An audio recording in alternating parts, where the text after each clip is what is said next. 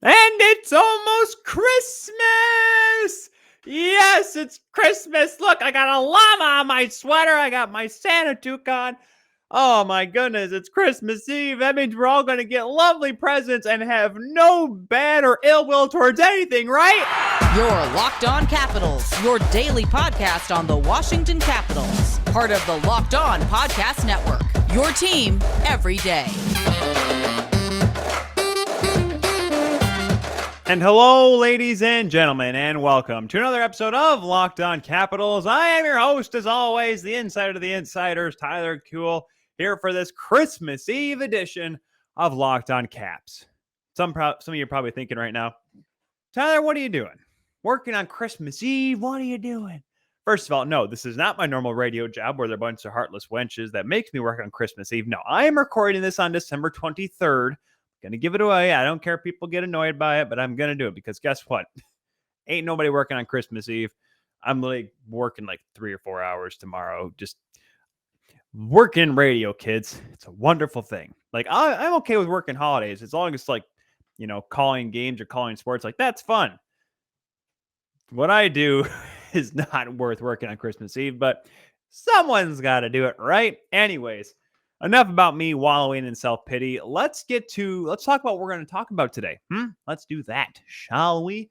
We're going to finish up our grading of the Washington Capitals. It's not the halfway mark of the season, I know, but these few days off has given us an opportunity to reflect how the team has played the first 30 or 40, 31 games now, 31 games now of the NHL season. We talked about the forwards yesterday. Today it is defensemen and the two goaltenders. That should be fun. Also, since it is the Christmas season, why don't we talk about what the Capitals should want for Christmas and what they may get for Christmas, maybe, because we do have some news today on the possible roster change front across the National Hockey League. So let's keep on with our grading that we were doing, because that was kind of neat, kind of look back on each of the players. Obviously we didn't get to every single one that's been called up. Axel Falbe was one that I remember that we missed out on, mainly because he was only in for a few games, and he is back down with the Hershey Bears. Once again, that's kind of a guy, though, too, that, and same with Garrett Pylon, it's like, we haven't really had a good chance to see him a whole lot. It's like, hey, this kid's been here for 2 classes. What do we give him, Teach? B, sure. Whatever you want to call it. But let's go on to the defensive track. We'll start with the blue liners first. I am one of those people that's maybe a little critical defenseman at times, mainly because of the fact, sorry, I just scratched my foot. That's why I did this little, hello. People probably listening right now like, what's going on? Well, if you want to know what just happened, you got to go on the Locked On Capitals YouTube channel. Duh. It's okay. I just kind of went at a weird angle for a second. Anyways, defenseman I'm a little bit more critical on. Obviously, goaltenders the most because I haven't played the position. But as a defenseman, I really feel like there's a massive responsibility towards being able to be a contributing player on both ends of the rink, especially in today's game. 25 years ago, maybe not so much, but the having defensive defensemen is not a bad thing, but just showing that you can be offensively minded is certainly helpful. So the first one that comes up right off the top when I click defenseman on hockeyreference.com, Johnny Carlson, A+. Him and Ovi are the only 2 A+ players I think on this hockey club. He's been so consistent, Carlson has. And I know I've called him out a couple times for, needing more. And that's mainly with me and him and his role on the power play. But defensively, he's been great.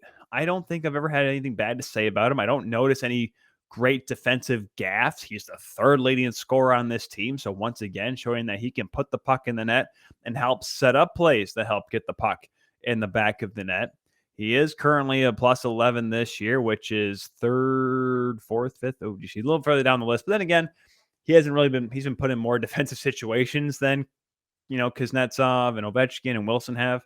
So I've really liked his game. I've really liked how he's played. He's looked comfortable. He is currently leading the team in minutes played, average time on ice, that is, going 23.5 minutes so far this season. He's been playing solid hockey. He's been looking good. He's stepped up when he's had to. And I think the power play is going to come around eventually. And he'll be a big part of it. That's why I'm giving Carlson the A+. Going a little further down, we have, I'm bummed that and no offense, it's nothing against him. He does have 1 point this year, but Dennis Chelowski being on there, it's hard. Him and Matt Irwin, I'm gonna kind of just combine together here for this story because I don't know how to grade him, you know, because Irwin has been in and out of the lineup. He's been banged up a little bit. Chelowski just was here for like a month and a half before he even sniffed the ice. You know, it's a real difficult scenario to say that these guys have been good. So I'll give I don't know, C's, I guess, C's for participation right now. Maybe they'll have to play minutes later. I mean, no offense to them. Let's hope not. But, certainly I think they'll get their chops and we'll get a better grade for them as the season carries along. Martin Fehervary, A. I know we haven't talked about him a whole lot on this program, mainly because his offensive numbers have kind of been come see, come saw, up and down throughout the season. But boy, for a guy that did not expect to come into this season, didn't expect to be on the opening night roster, comes in and all of a sudden is on the first pair before you know it, and is not a liability either. He looks very comfortable in the role that he was given. He knew he wasn't going to be a leading scorer, defensive leading scorer, but he's shown that he finds himself in offensive positions, that he can take advantage of them. He can help set off offensively as well. However, defensively in his own zone, he's really good. He knows how he's in the right position. He's got great awareness, moves the puck out of his own zone well included. And I've enjoyed watching him slowly develop into a top 4 defenseman and a guy that if he can keep up and progressing, he can only get better, I mean, it's not like, now, Grant, I'm not going to say it like, oh, this kid just came out of nowhere. Like, we knew he was a good prospect. It was just, when would he ever blossom to be an NHL defenseman? How long would that take? And it literally took a preseason for him to figure it out. Like, hey, I have to do this. I really have no choice. And he's all of a sudden really relished in this role. And it's really hard for Laviolette to ever consider moving him off. I mean, just the way he's played, I don't think anything's going to really change that, knock on wood. So I've loved Faravari. He does have a few points this season. In fact, let me just make sure I get the points right. 3 goals and 3 assists play in every game so far. Next on the list, Matt Irwin. We mentioned him. Nick Jensen is the next one. Nick Jensen, he is the plus-minus leader on this team. Just quietly been effective. He's usually been stuck on that second pair. Played a little bit with Trevor Van Riemsdyk. He's played a little bit with Faravari as well, and Orlov. I've liked his game. I've liked how solid he's been. He's still a very shifty skater. He's not a guy that gets himself caught out of position. He doesn't make poor plays often. I know he's had a couple of gaffes here and there, but when he has the puck, he's usually pretty calm with it, pretty collected with it. And he's shown a time or two he can put up points. I know he's had at least one multi-point game this season. Right now he has 3 goals and 7 assists for 10 points, which does put him on the top half of the team in scoring. I just like the way I've enjoyed watching him play. I'm giving him an A because it's really hard to look at him and say he's had a bad season by any stretch. I've really thought that he's been, dare I say, one of the top defensemen on this team. Hence why he's playing in the top 4. Going over now to Justin Schultz. Schultz got hurt, I know, for a minute there, and that kind of really put a damper on his season, kind of slowed him down because he's been up and down a little bit. I think we all can really agree on that. His offensive numbers, his offensive gift really has not been around like he was earlier on in his career. Obviously, it was a big prospect when he came into Edmonton's fold, then in Pittsburgh, and just hasn't had it so far this season. I'm going to give him a B. B minus. I'll go B minus because defensively I've seen some holes in his game that I think he can improve on. I think he has more to give. He's not playing bad. He's not, where I'm trying to beat him with a blue shark, but it's more or less just, I think he has a little bit more potential that he can step up here. And I mean, once again, I'm not saying he is, awful or horrendous. So there's been plenty of defensemen we've seen in the past here that we just never want to see touch the ice. So the fact that I can say that with Justin Schultz, say he's out there, I'm like, you know what? It's okay. He's a good vet. That's probably something that the Washington Capitals like to have back there. But I still think he has a little bit more room. I'm going to give Trevor Van Riemsdyk also a B minus, or I'm going to give him a B actually. TVR has been good. He's been solid, 7 assists on the season. The thing with him, though, is similar to Schultz. He's just had these moments in his own zone where it just kind of gets lost, but he's been been good, but he hasn't been great. He's been, it's another one of those things where he's had issues in his own end, and that's really why the Capitals kind of brought him in and wanted him to be an everyday NHL defenseman. I'm not going to say he's Rod Langway, but they wanted him to be that guy that kind of is a stay-at-home defenseman that makes sure that the other team doesn't get those good scoring chances. And at times he's shown that he's been solid, but then there's other games where it's like, Trevor Van TVR is not having a good night, boys. It's one of those things. So yeah, Trevor Van Riemsdyk for me is going to get the B on this one. I know Justin Schultz probably deserves a B as much as he does, but maybe just maybe give a little bit of spur in the saddle, kind of get him going a little bit for those two guys. Moving to the goaltending. First one, Zach Fucale. A+. Gotta go A+ with Zach Fucale, right? 1 game, 21 saves, shutout, first NHL start.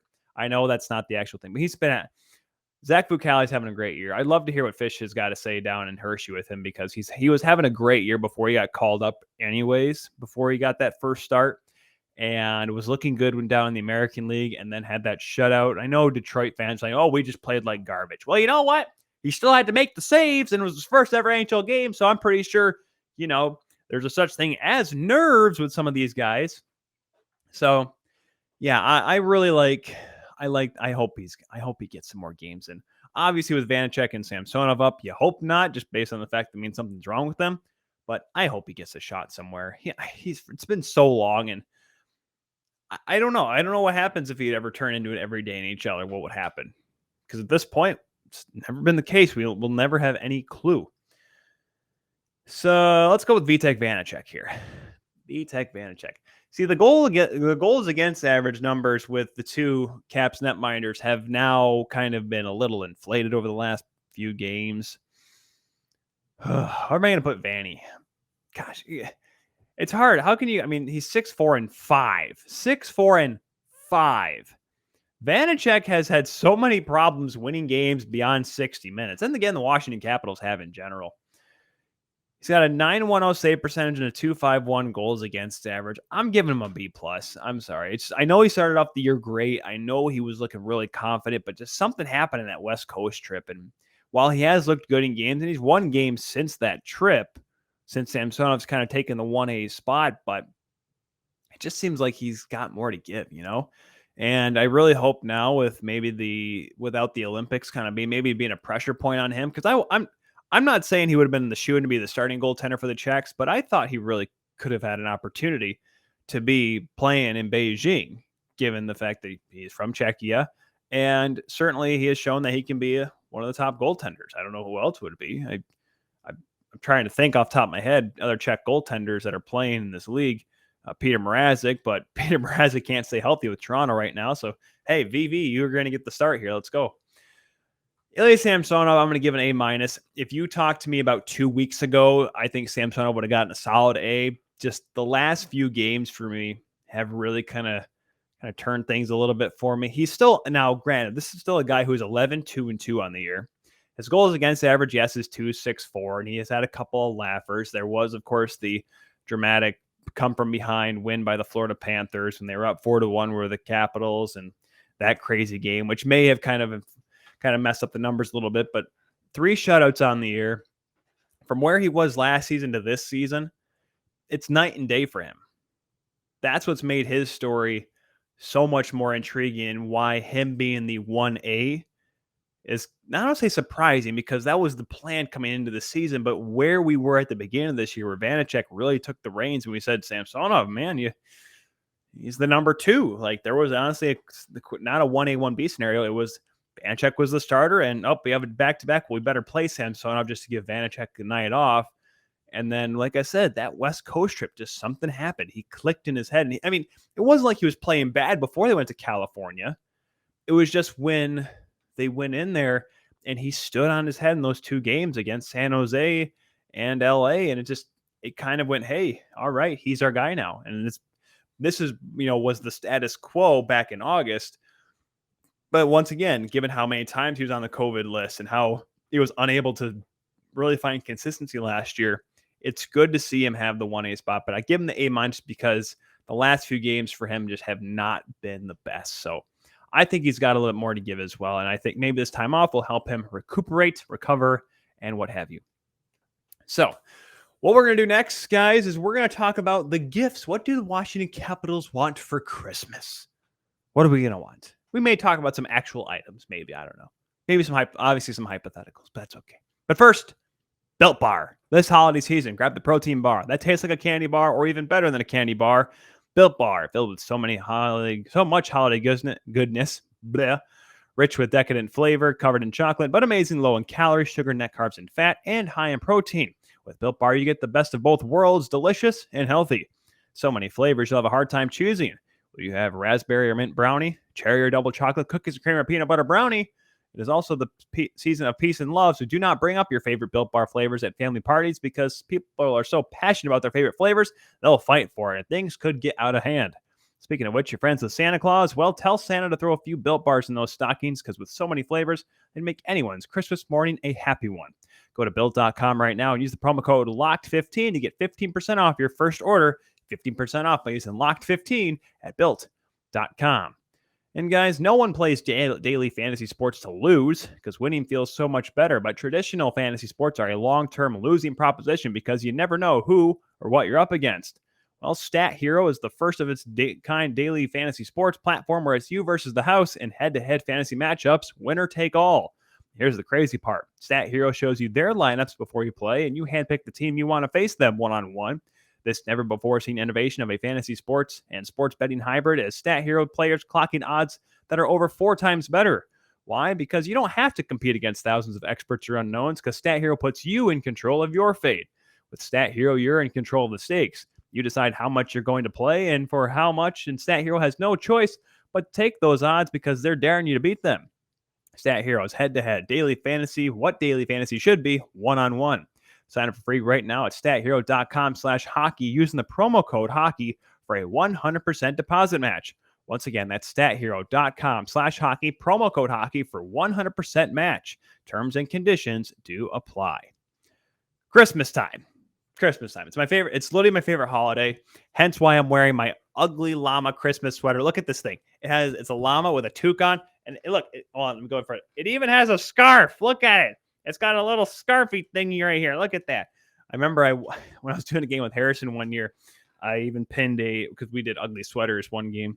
And I had a little Fair State pin. I pinned it on his little scarf. It was kind of cute. And yes, this is a toque. This is a Santa. I call it my Santa toque. It does say Merry Christmas A on there. My brother and I each got one from our dad. Gosh, how many years ago was it now? Man, I'm about to say that is one thing. What is your favorite Christmas gift? Whether it be hockey related, Caps related, or whatever. What is your favorite Christmas gift you ever got? I'm one of those people that loves. I love the big gifts. One of my favorites was a kid. One that always sticks out. Like, what's your favorite Christmas gift you ever got? I've gotten some big ones. Gotten some really cool ones. But one that I've always loved that I got when I was a kid was the old Lego soccer stadium. You guys remember that? Early 2000s. They came out with, it was like an indoor soccer setup, right? Because you had to have the board so the ball wouldn't go flinging everywhere. But it had the little players you would like flick, you like pull them back and they'd kick it around. You had the goaltender that was on the stick there. We bought 2 of those, right? We bought 2 of those things and we literally built, people are like, oh, you can build the 4-sided goal. No, that was stupid. We built a massive setup to have it felt like an actual football field, a football match. And it was insane. My brother and I played it for hours. And the best part was and that was one of the things my brother and I could do when we were kids. Cause obviously when I was older or we were younger, I was much bigger than he was. Now, obviously we're the same height because we both grew up and whatnot, but it was like one of those things where we could play and where generally we were pretty evenly competitive. It wasn't like video games where we'd play him and I would kick his butt or play actual, road hockey, whatever. And I'd beat him and whatnot. And then he'd retaliate by high sticking me upside the head, but that's not here nor there. I'd fight him anyways. Long story short, that was the one that we actually had fun because it was kind of competitive. And the players, they weren't dressed up but they were white and blue and red and black. And people are like, oh, it's Liverpool, Chelsea. No, it's Manchester United, Chelsea. So we had to fight over who had to play as Chelsea because we're big Man United fans. We are. Yes, I know. I'm one of those people. Hey, listen, I'm doing a Washington Capitals show and I'm a Manchester United fan. Same thing, just about, right? So anyways, so speaking of Christmas gifts, what did the Washington Capitals want for Christmas? Great question. One thing is a better power play. I don't think that can be overstated enough. This is a team's power play that it's shocking. They have a power play that's at 15.56%, 15.6%, whatever you want to call it, when the league average is over 20%. And yes, there are teams that are below them that have worse power plays, Arizona being one, and there's a couple other teams, but there's teams that are below them that have better power plays. And I get it. I've seen it enough of the comments. People are yelling and screaming, oh my goodness gracious me. If Backstrom were there or Kuznetsov were there or Oshie were there, we would not have gone 0-6 against LA last week. Whatever. My thing is the fact that you still have more talent at your disposal. And we did it. We did it the other day. We did it on Tuesday. On Tuesday's show, I literally pulled out the whiteboard and said, here are some things they should try to do more often. Try using players away from Ovechkin. Use Ovechkin as the decoy because everyone's looking at him for that one-timer. Work the puck on the strong side and try to get chances that way. Now, yes, it's kind of hard right now. There's not been any time for practice. So maybe this is a Christmas gift that the Capitals can get and use later on down the line. So definitely better power play. Boy, if there is a way to get you play the video games and there is the health cross sign that you go over and your player gets full health, that would be great, wouldn't it, for the Washington Capitals? And this is not just because of the COVID bug, because obviously that's not Washington Capitals are one of 32 teams that is having that problem right now. Yes, I said one of 32 because every single team is having problems. Don't forget, because neither, I believe was I don't think, was Pete DeBoer on the bench on Tuesday night for Vegas? I can't remember. John Cooper wasn't, though. But that's my point. COVID wouldn't be the one that'd be solving this issue with the injury bug kind of bypass or the get out of free jail card. It's more or less the fact that Nicholas Backstrom only played one game this entire season because of COVID a little bit, but also because of the fact that he was recovering from hip surgery. Anthony Mantha still recovering from shoulder surgery. TJ Oshie had a fractured foot forever. Tom Wilson was supposedly going to come back here from his upper body injury that kept him out of the lineup for a while. Nick Dowd, for some reason, couldn't keep his legs together because, my goodness, just have something like that to find a way to stay healthy. Because holy bejeebus, the team has struggled mightily to stay healthy. So, man, if they could keep, once again, I know it's been the joke. It's like, this team, I wonder what this team would look like with a fully stocked roster, the lineup they had when they went into training camp. You're right. I would love to see that. Just welcome to the NHL where it's not a thing. You can't just be like, all right, guys, we're just going to have to, you have to just adapt with what you have. And the Capitals have. There's a reason why they're towards the top of the Metropolitan Division and the entire National Hockey League, because they've been resilient. That's something they probably want more of this Christmas. But hey, it's like saying, yeah, I want more pizza for Christmas. Well, sure, we'll do it every Friday night. Let's get you more pizza. That's what this team has had, is resilience. And yeah, sure, you can ask for more for Christmas. It's like asking for another pair of socks. I need some more socks. And I know some of you kids right now are screaming, I don't want socks. Listen, there are some places out there that have pretty cool socks. We always talk about our good friends at Stance, but there's also a couple other websites you can go to get some pretty nifty looking socks. So if you want socks, you can get socks if you want them. I'm an adult. I want socks. Also want a miter saw, a chainsaw. I would love a pole saw.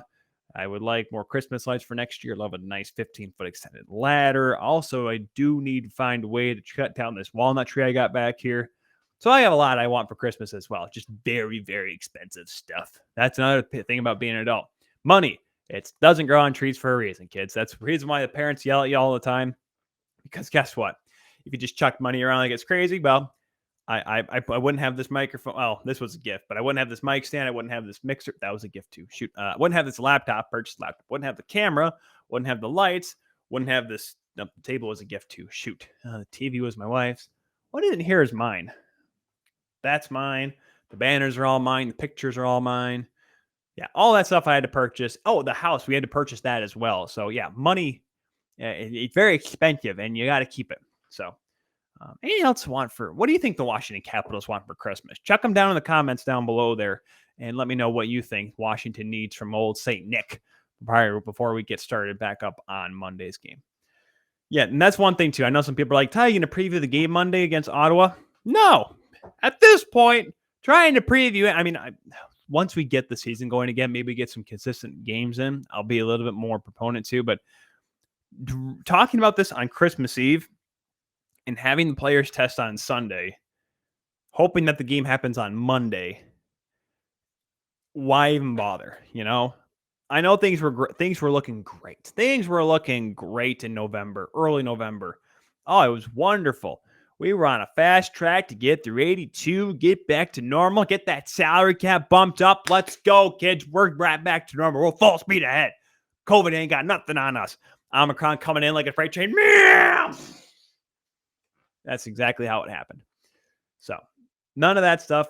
Some news about roster talk here in just a moment's time to wrap things up here on this Christmas Eve edition of Locked On Caps. But guys, I got to remind you that BetOnline has you covered this holiday season with more props, odds, and lines than ever before as football season continues its march through the college bowl season and the pro football playoffs. BetOnline remains your number one spot for all the sports action this season. Head to their new updated website and use your mobile device to sign up today and receive your 50% welcome bonus on your first deposit. Use the promo code LOCKEDON to receive the bonus as well. From basketball, football, NHL, boxing, UFC, right to your favorite Vegas casino games. Don't wait to take advantage of all the amazing offers available for the 21-22 season. BetOnline, it's the fastest and easiest way to bet on all of your favorite sports.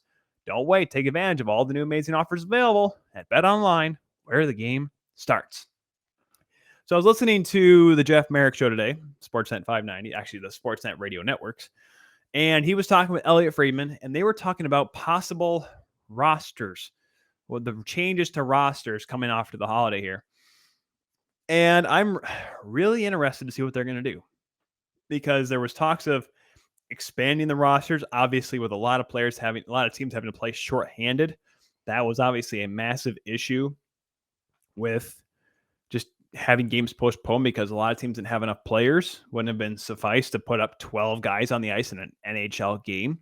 So there hasn't been an official. This is obviously all kind of talk right now, but there is discussion from the league itself. A lot of it's speculation that I'm kind of putting out there. But the taxi squad has been kind of thought about, has been brought up. But the problem with the taxi squad is the fact that there's a lot of players who did get NHL salaries kind of just took a year off because they didn't play a whole lot. I understand that. Of course, players want to be, on the ice. And there was a lot of guys that didn't get to play in the American League last year because of scheduling and whatnot, and so on and so forth in the minor league system. So they spent time with the NHL team, didn't play a whole lot. But right now, the cases that they're going right now, there's a lot of opportunities for players to be involved. So would a taxi squad kind of help the NHL's cause and not have to have them change their testing policy or, follow suit what the NBA and the NFL has been doing? Maybe, once again, they're trying to, look over all their options before they make any decisions. Would not necessarily a taxi squad be a thing, but having, instead of 28 skaters, or 23 skaters, 23 players on your top roster, having 28, having 30, would that kind of consist as a taxi squad? Sure, but more or less just having more players allowed up on your main roster and maybe having an extra goaltender as well. That could be really important because you have 2 or 3 guys go down due to COVID, or you have a couple guys out due to injury. Insert a couple guys in there and boom, you have a full lineup. Granted, yes, I know it's not the best on your team, the best your franchise has to offer, but hey, a fully manned roster, that's kind of what we want. That's kind of what you want, right? So we'll just have to wait and see how that plays out from there. But that's a good news that the NHL is trying to fix the problem of having games postponed because just not enough players are available.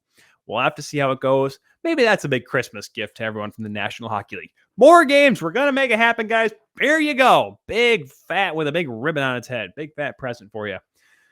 But that is it, folks, for this episode of Locked On Capitals. Thank you all very much for watching. It's been an exciting first few months of the season. We are obviously heading into the Christmas break. We'll be back Monday. Will we be talking about a game? Maybe. Maybe not. We'll have to wait and see. Let's hope so. Maybe I'll do a preview for that day because Monday is obviously the game day, so maybe I'll do one then. So, yeah. We'll talk about the Senators then, possibly. Thank you all very much. Make sure you follow us at Locked On Caps on Twitter. Follow me, the insider to the insiders, Tyler Kuehl, at TJKU29 on Twitter, Instagram, and TikTok. Went to the Christmas light show with my dog and my wife last night. And I'm going to post a fun little video so you kind of see what it looked like and how my dog was. She had a couple marshmallows. Apparently marshmallows aren't great for dogs, but she had a good time anyways, nonetheless. Thank you all very much. Happy Festivus for those that celebrated yesterday. For the rest of us, there's Festivus. And for all those that do celebrate, Merry Christmas. And we will all see you on Monday.